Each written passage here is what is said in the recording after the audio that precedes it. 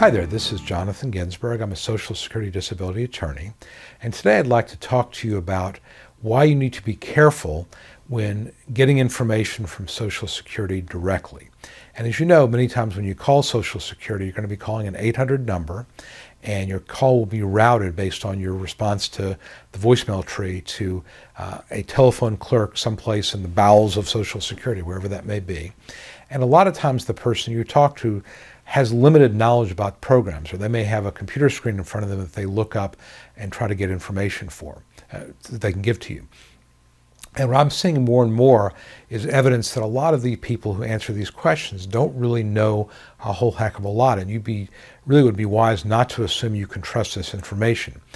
For example, there's a lot of misinformation being given by Social Security clerks about the interrelationship between disability and retirement. When should you stop disability and start taking your retirement to maximize your benefits? There's a lot of misinformation there. There's a couple of national publications where there's I guess consultants who answer questions. They're always talking about how the information given by the Social Security answer team is not always correct and sometimes just downright wrong. So in that situation, if you're dealing with retirement and disability, it's probably best to talk to a CPA or tax advisor or even an elder law attorney to get appropriate information about what to do there.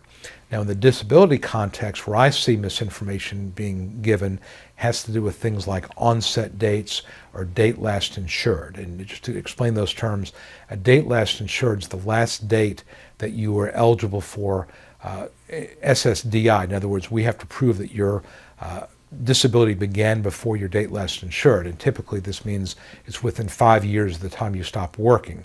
Your insurance will cover you for about 5 years after you stop working as a general rule. But what happens if you apply for benefits and your date last insured is already run? Well, and the truth of it is, if you apply for benefits and you can prove your disability began prior to your date last insured, you're fine.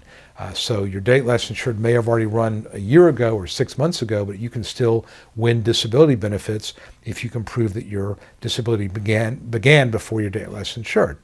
However, I've seen situations where the telephone clerks at SSA will tell people, your date last insured is already run, you're not eligible for SSDI.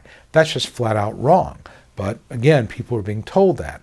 Along with that, people are being told, when they apply for benefits, they call up and they'll say, what should I use as my onset date? And so I've seen a lot of cases, and this is probably dozens, and I've seen over the years, where the clerk says, use today's date. So even though the disability may have begun 2 years ago, they're saying my onset is today. Well, couple problems with that. One is you have the date last insured issue that may have run. That creates a whole set of problems.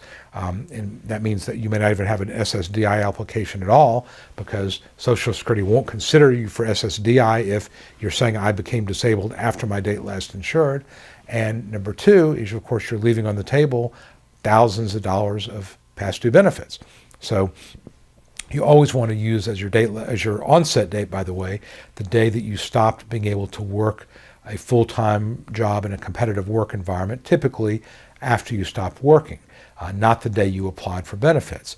And again, this is information that's being given out by Social Security that's a lot of times wrong. So what I would tell you, if you have questions, if you've not applied for benefits, you have questions about your date last insured, about when you should apply, what dates you should use, pick up the phone, call an attorney, email an attorney, email me, and we can figure out what makes the most sense for you. Because again, an attorney is going to be an advocate for you, whereas Social Security, you've got somebody there who's probably trying to do the best they can, but they may not understand the full picture. They've not tried a case. They don't understand what the implications are of using the wrong date. So that's just an area where I think you need to really be your own advocate. Ask a lot of questions, make sure the information you're being given is correct, and don't assume that because somebody at Social Security told it to you that it's actually absolutely correct.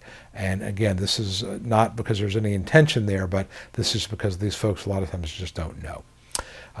Any questions about this, please feel free to reach out to me.